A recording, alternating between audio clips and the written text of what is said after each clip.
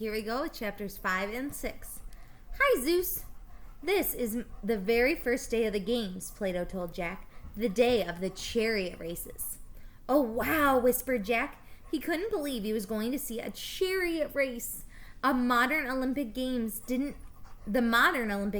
have chariot races. They walked towards the racetrack. Plato pointed to a large building near the road. That is the gymnasium, he said. It is where the athletes train. They practice running and throwing the javelin and discus. We have a gymnasium at our school in Frog Creek, said Jack. It's called a gym. People all over the world copy us Greeks, Plato said. Wait, said Jack. I have to take notes for Annie.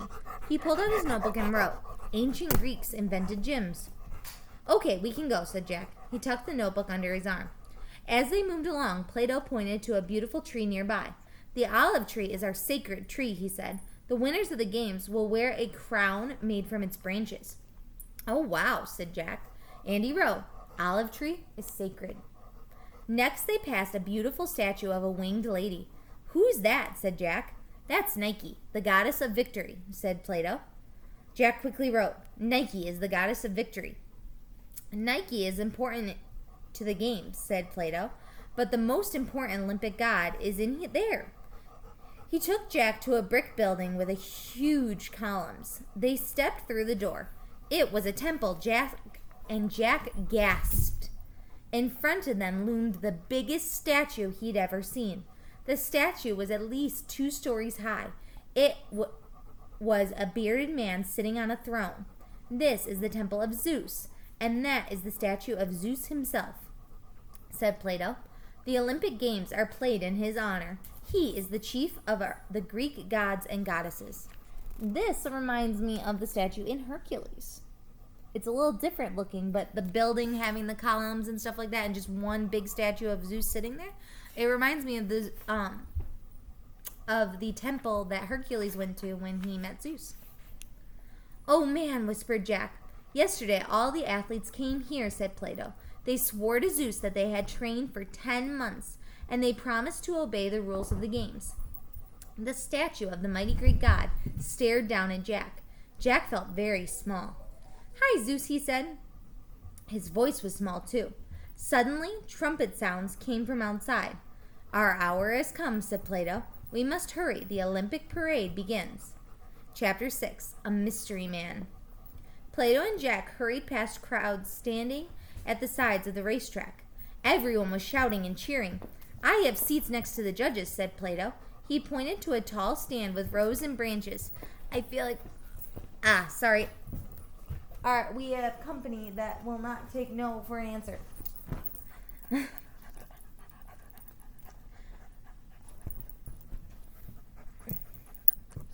Plato led Jack through a crowd and up the steps to their seats.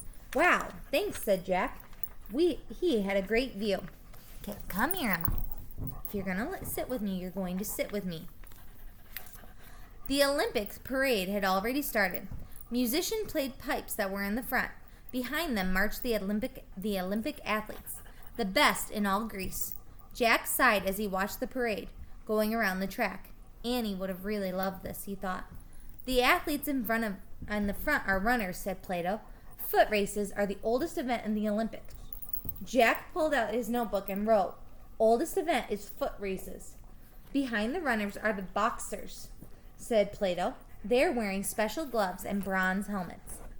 Jack wrote, Boxers wore gloves and helmets. Behind them are the wrestlers, said Plato, and Jack wrote wrestlers. Then Jack looked up again. He saw a soldier staring up at him from the sidelines. The soldier was dressed like the actor from the outdoor theater. He had on a long cape and a red-crested helmet that covered most of his face. But something was strange. This soldier was short, really short. Here come the discus and javelin throwers, said Plato, and then the men in armor. What do they do? Asked Jack. They race wearing full armor, said Plato. Jack smiled to himself. He knew Annie would think that was funny. He wrote in his notebook, Some runners race in armor. Jack finished writing. He looked back at the short soldier. In a moment, the chariot races would begin, said Plato. Winning a chariot race is the greatest honor of the games. Jack just nodded. He was still studying the shorter soldier, who seemed to be looking right at him.